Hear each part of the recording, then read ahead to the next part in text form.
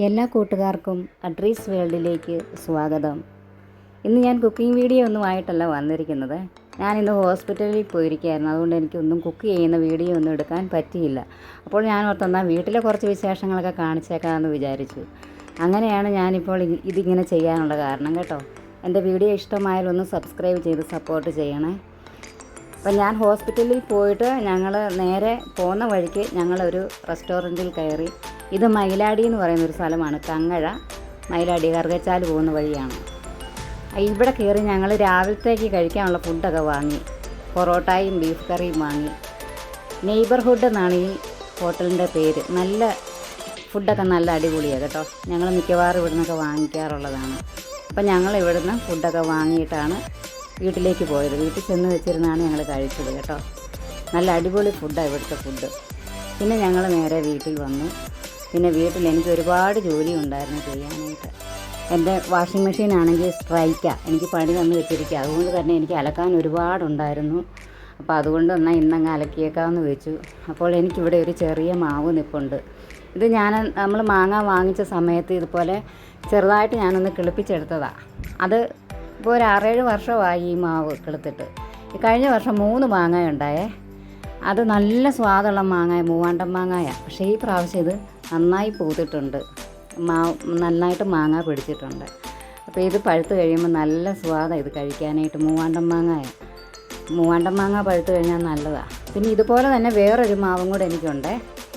അതിനകത്തുനിന്ന് ഞങ്ങൾ കഴിഞ്ഞ പ്രാവശ്യം മാങ്ങ ഒരുപാട് പറിച്ചു ഞങ്ങൾ വിൽക്കുകയൊക്കെ ചെയ്തു. ഞങ്ങൾക്കൊരു ചെറിയ കടയുണ്ടെന്ന് ഞാൻ നേരത്തെ വീഡിയോയിൽ പറഞ്ഞിട്ടില്ലേ. അങ്ങനെ ഇതിൽ നിന്ന് മാങ്ങ പറിച്ച് ഞങ്ങൾ ഒരുപാട് വിറ്റു. വിൽക്കാനുള്ള മാങ്ങ കിട്ടി. അതുപോലെ പിന്നെ ഒരു കാര്യം, രാത്രിയിൽ ഇതിലെ കൂടി ഈ തടിലോറിയൊക്കെ കൊണ്ടുപോവേ. അപ്പോൾ ഈ മുകളിലത്തെ മാങ്ങ മുഴുവൻ പൊഴിഞ്ഞു പോകും. ഈ ലോറി ഈ തടിയെല്ലാം മുട്ടിയിട്ട്. എന്നാലും ഞങ്ങൾക്ക് കുഴപ്പമില്ലേറെ മാങ്ങ ഞങ്ങൾ ഇതിൽ നിന്ന് പറിക്കും കേട്ടോ. നല്ല രുചിയുള്ളൊരു മാങ്ങ ഇത്. പിന്നെ ഞാൻ പറഞ്ഞല്ലോ എനിക്ക് ഒരുപാട് അലക്കാനുണ്ടായിരുന്നു. ഞാൻ പിന്നെ തുണിയെല്ലാം അലക്കി വിരിച്ച് ഇങ്ങനെ ഇരുന്നപ്പോൾ എനിക്കിന്ന് വീഡിയോ എടുക്കാൻ പറ്റിയില്ലല്ലോ എന്ന് ഓർത്ത് സങ്കടപ്പെട്ടപ്പോൾ ഞാനോർത്തുന്ന എൻ്റെ വീട്ടു വിശേഷങ്ങൾ തന്നെയാണ് ഇട്ടേക്കാമെന്ന് വെച്ചു.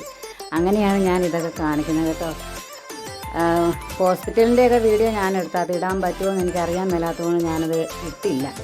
പിന്നെ അറിയാൻ മേലാത്ത കാര്യങ്ങൾ നമ്മൾ ചെയ്തിട്ടേ പിന്നെ എന്തെങ്കിലും കുഴപ്പങ്ങൾ വന്നെങ്കിലോ എന്ന് ഓർത്തു. പിന്നെ ഇത് കണ്ടോ, എൻ്റെ ചെടികളെല്ലാം കരിഞ്ഞ പോലെ നിൽക്കുന്നത്. എന്നാലും ഞാൻ എന്ന് രാത്രി വെള്ളമൊക്കെ ഒഴിക്കും കേട്ടോ. ഇത് പനിക്കൂർക്കയുണ്ട് കണ്ടോ, എൻ്റെ കറ്റാർവാഴ നിൽക്കുന്നത് കണ്ടോ. നേരത്തെ കണ്ട അതേ മാവാണ് ആ ചെറുതായിട്ട് നിൽക്കുന്നത്. പിന്നെ കറ്റാർവാഴയൊക്കെ നന്നായിട്ട് വരുന്നുണ്ട്. ഈ സൂര്യപ്രകാശം അടിക്കുന്നതുകൊണ്ടാണ് അതിനൊരു മഞ്ഞ കളറ്. പിന്നെ എൻ്റെ ബൊഗെയിൻവില്ല കണ്ടോ, സ്മോൾ ബൊഗെയിൻവില്ല. ഇതിനെയൊക്കെ ഞാൻ പച്ച പിടിപ്പിച്ചെടുത്തുകൊണ്ട് വന്നിരിക്കുന്നത്. ഈ കയ്യാല കെട്ടിയ സമയത്തുണ്ടല്ലോ ഇതെല്ലാം പോയായിരുന്നു. പിന്നെ രണ്ടാമത് ഞാൻ കിളിപ്പിച്ചെടുത്ത ചെടികളാണ് ഇതൊക്കെ. പിന്നെ എനിക്ക് കറിവേപ്പുണ്ട്. ഈ കറിവേപ്പിൻ്റെ മരം വലിയൊരു മരമായിരുന്നു. 2 കറിവേപ്പിൻ്റെ മരം ഉണ്ടായിരുന്നേ.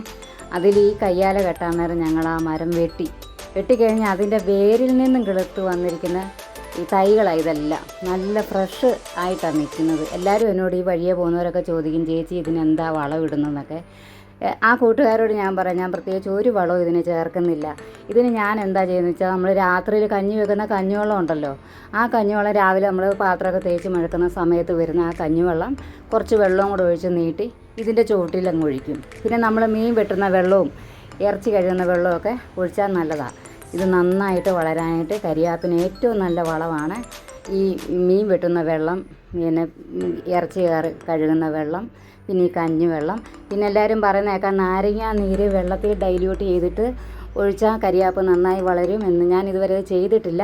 ഇനി എനിക്കതൊന്ന് ചെയ്ത് നോക്കണം. പക്ഷേ ഇത് കുഴപ്പമില്ല, എൻ്റെ കരിയാപ്പെല്ലാം നന്നായിട്ടാണ് കിളിർത്ത് നിൽക്കുന്നത്. പിന്നെ നിങ്ങൾക്ക് ഈ വീഡിയോ ഇഷ്ടപ്പെട്ടാലൊന്ന് സബ്സ്ക്രൈബ് ചെയ്ത് സപ്പോർട്ട് ചെയ്യണേ. കൂടെയുള്ള ബെല്ലൈക്കൺ ഒന്ന് ക്ലിക്ക് ചെയ്താൽ ഓൾ എന്നൊരു ഓപ്ഷൻ കാണും. അതിൽ കൂടി ഒന്ന് ക്ലിക്ക് ചെയ്താൽ ഞാനിടുന്ന എല്ലാ വീഡിയോസും നിങ്ങൾക്ക് അപ്പോഴപ്പോൾ ഫോണിൽ നോട്ടിഫിക്കേഷനായിട്ട് കിട്ടുന്നതായിരിക്കും. അപ്പോൾ എൻ്റെ വീഡിയോ എല്ലാവർക്കും ഇഷ്ടമായെന്ന് ഞാൻ വിചാരിക്കുന്നു കേട്ടോ. ഇന്ന് എനിക്ക് കുക്ക് ചെയ്യാൻ പറ്റാഞ്ഞത് കൊണ്ടാണ് ഇന്നിങ്ങനെ ചെയ്തത്. നാളെ ഇതേ സമയം മറ്റൊരു നല്ല വീഡിയോയുമായി ഞാൻ വരുന്നതായിരിക്കും. എല്ലാ കൂട്ടുകാർക്കും